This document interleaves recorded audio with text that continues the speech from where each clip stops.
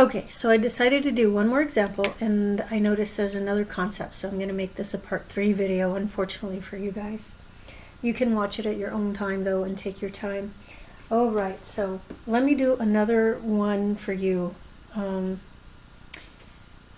Let's do example 29.8, okay? So 29.8. And we're going to take x to the negative 2 power, y to the negative 2 power, and multiply it to x squared, y squared, plus 4x to the 4th power, y squared.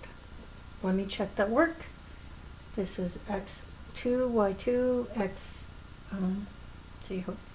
plus 4x to the 4th, y squared, 2y2. Okay, that is written correctly. Okay, now let's go ahead and distribute. Now, one more concept. Remember that if you have x to the 0, it equals 1. So anything to the 0 is 1. So here we have x, y, x, y. Those are the same letters. So I'm going to write one set of x's, one set of y's. And then I'm going to take the x's and I'm going to add negative 2 plus 2. That's 0. I'm going to add negative 2 plus 2. That's also 0. I'm not going to do anything yet. I'm going to keep going to distribute over here. This time we have a positive separating.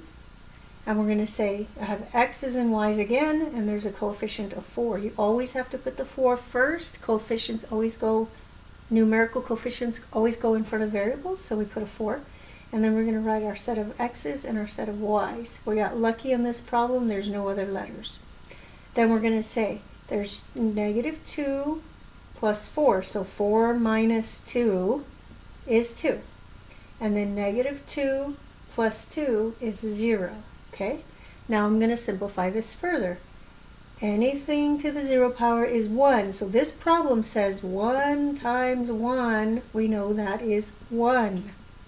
Okay, this part of the expression says 4x squared times, this is 1. So 4x squared times 1 would be 4x squared. We don't need to bring the y down. Okay. This is y to the 0 is 1, so this is 1. It doesn't belong here. This is your solution. Okay? All right. Now, last example, number 29.9. Okay, 29.9. It gives you 3 choices, A, B, and C. We have A says 2 to the 0 power. B says negative 2 to the 0 power, and C says parentheses negative 2 to the 0 power. So they really want you to understand what this 0 power means, so this must be an important concept. Okay, anything to the 0 power is 1, so this is simple. This is 1. There's your answer. For part B, this is anything to the 0 power is 1, but wait. The negative is not part of the 2. Okay, remember that. The negative is not in parentheses, so it's not part of my exponent. So PEMDAS tells me I have to do this first. So 2 to the 0 is 2. Then I drop my negative. So this answer is negative 2. Okay, I'm sorry, negative 1. I said that wrong. Anything to the 0 power is 1, so this is 1. And then I drop my negative, and it's negative 1. Okay, and for C, because it's in parentheses, everything in parentheses is being raised to the 0 power. So everything in parentheses equals 1. Okay? So 1, negative 1, and 1. Those are your 3 answers. Okay, guys, so that concludes our lesson. I know you're probably going to be confused. Don't worry.